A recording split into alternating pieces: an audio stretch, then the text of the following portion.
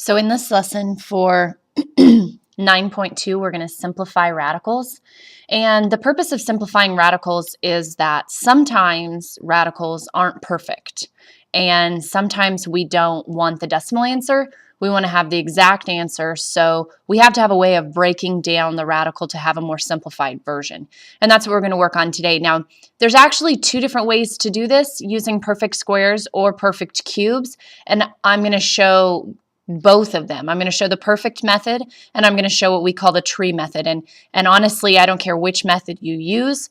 I'm never going to ask you for one or the other, so it's whichever one works best for you. So with the tree method, and I'm just going to show you giving examples because that's the easiest way to describe it.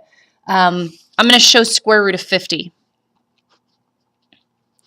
So with the tree method, what you do is you take 50 and you take the smallest number out of 50 until you get a prime number. So the smallest number that would come out of 50 is 2. That would leave me with 25. The smallest number that would come out of 25 is 5. That would leave me with 5, and 5 is prime. Now, since this is a square root, remember, it's like there's an imaginary 2 right there, meaning they come out in groups of 2, or they look for partners. So I'm looking on this outside, and I'm asking myself if anybody has a partner. Well, these guys do. The 5s have a partner. That means there's a perfect square within 50, okay? And so what I do is I take that root, meaning the way I think of it is my mind is, who describes that partner? What is that partner talking about? Well, they are a partner of 5s, so they get to come out front.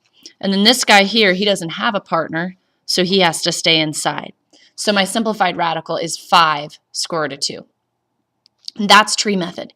Now I can do that same thing if I do square root method. Square root method, though, or I call it perfect method too, you have to know your perfect squares. So if I list my perfect squares to the side, 1, 4, 9, 16, 25, 36. Remember, I'm getting these from 1 squared, 2 squared, 3 squared, 4 squared, 5 squared, 6 squared, and so on and so on and so forth. Now, there's no point in me going any higher because I'm working with 50 here. So when I look through this list right here, I'm asking myself, which one of these numbers goes into 50 evenly?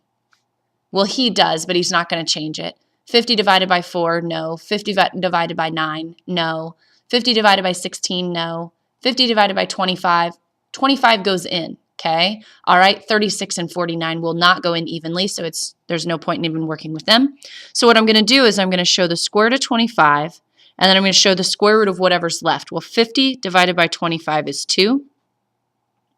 And then I'm going to clean this guy up. We know what the square root of 25 is. Because he is perfect, the square root of 25 is 5.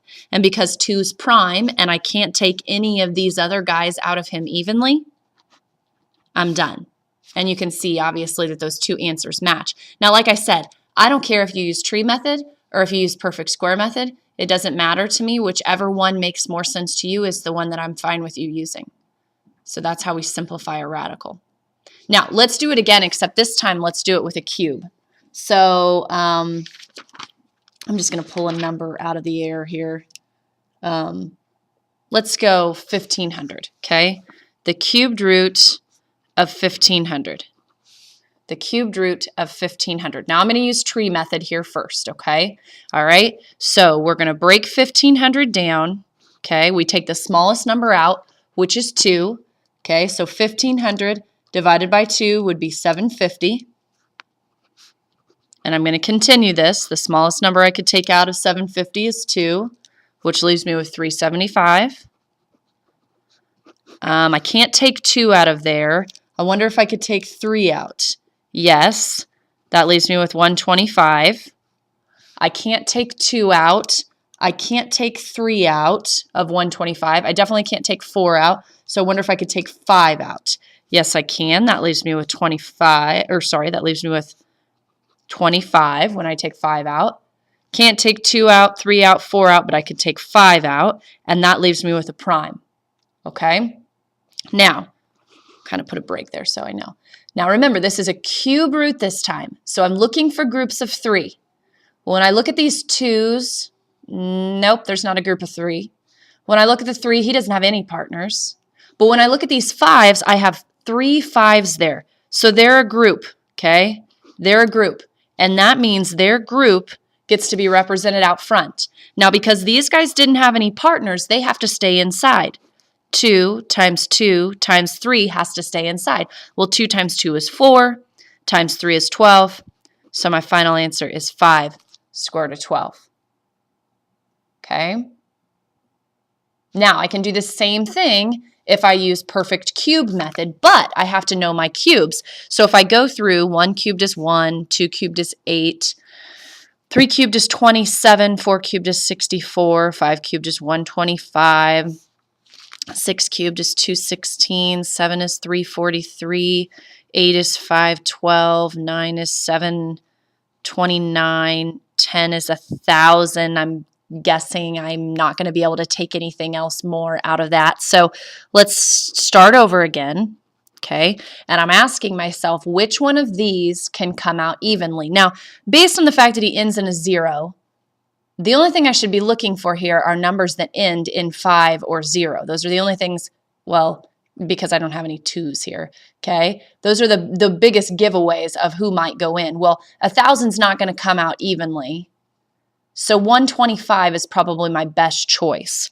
So if I take out cube root of 125 and I test that, 1,500 divided by 125 leaves me with the cube root of 12.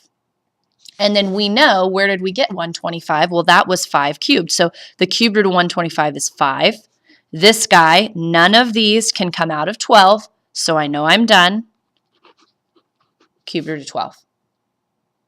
Okay, so that's an example of doing tree method or doing perfect square or perfect cube method for simplifying radicals.